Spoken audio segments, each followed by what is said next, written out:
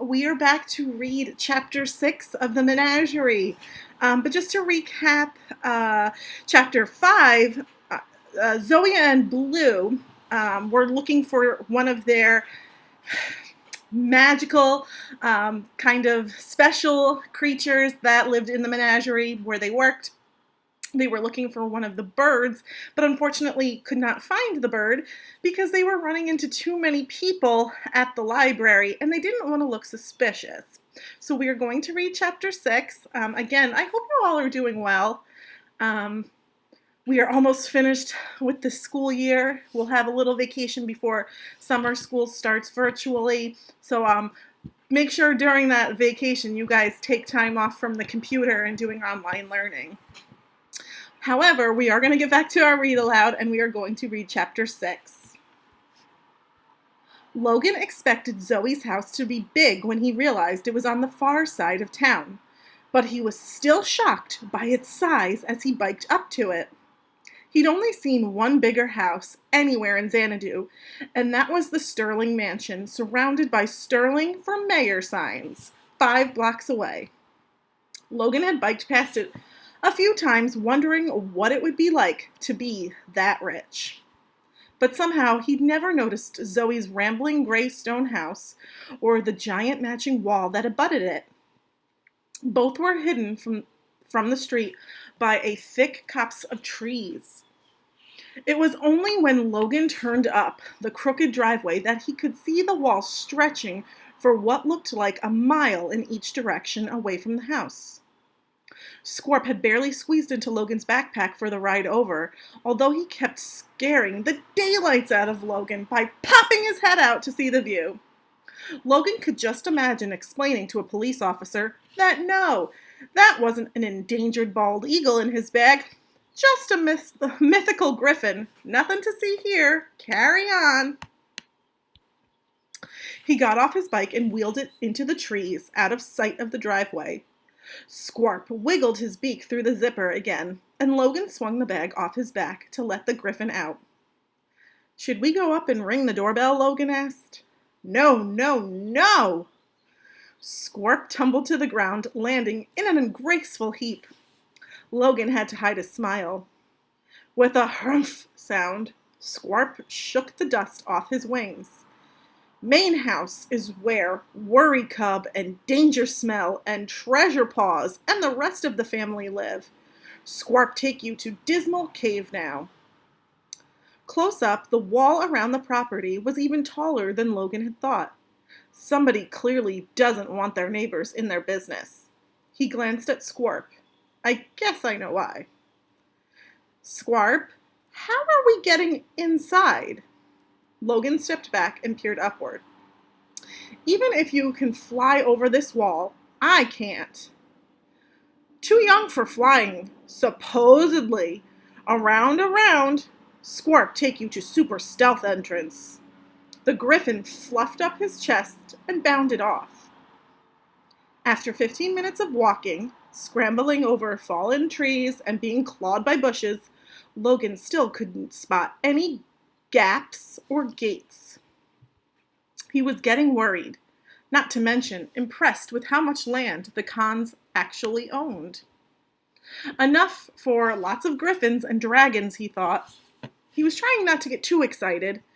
Maybe Scorp was exaggerating about the dragons. "Scorp, how much farther is this super stealth entrance? Not that this is starting to feel like a wild goose chase or anything." "Ha!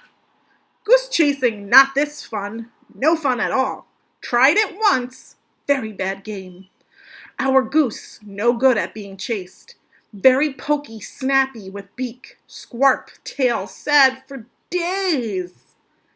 Scorp crashed ahead through a thicket of yellow leaves and brambles. Logan decided to go around. 5 minutes later, Scorp came to a stop in front of a stretch of wall that looked just like the rest. But as Logan approached, he saw a small creek running under the wall. Somebody had sliced through the grate that covered the opening and bent back the wires to create a hole. Logan or a griffin cub could easily fit through. Scorp turned around and clacked his beak at Logan. See? No fly? Swim! That's how you got out? Logan asked. He peered at the grate. Griffin claws can do that? Don't think so. Squarp gave his claws a curious look, as if he expected them to explain their abilities. Not sure. We found it like that. The griffin slid down the bank of the creek, landing with a splash. And a startled "Quack!" Cold! Bah! Forgot how cold! Quick through hole! Logan see all the dreadfulness and then take Squarp away. Pitiful food, lack of treasure. Terrible, terrible. Logan paused. He didn't love swimming, and he hadn't planned on getting wet. But that would be a really lame excuse for missing out on dragons. He edged down the side of a ditch, keeping one hand on the wall to steady his footing. The cold water sent a shiver rocketing up his spine. He gritted his teeth and plunged in. It was much deeper than he'd expected. His feet couldn't reach the bottom. He swam against the current up to the grate and hauled himself through the gap after Squarp.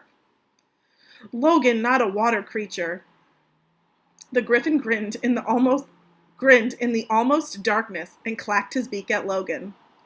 Not remotely, Logan said. Please tell me we don't have to swim far. Not far. This way. Logan paddled behind the griffin into a dark tunnel. Using the wall as a support, he followed the sounds of Squarp splashing to the left. It felt like they were moving along the length of the wall instead of straight through it. Wow, Logan breathed. It's pitch dark in here. Not to Squarp. Watch out for pipe. Logan reached forward and felt a metal pipe running along the roof of the tunnel. Thanks. Up ahead, he saw light coming from the right and Squarp's silhouette waiting for him. As they emerged into the sunshine, Logan realized the water flowed through a man-made ditch. Cement walls rose up on either side so high it reminded Logan of the moats used to keep animals within their enclosures at zoos. A few yards from the main wall, the water split, curving gently to the right and left. This way! This way! Squarp dove down the right-hand fork, and Logan followed.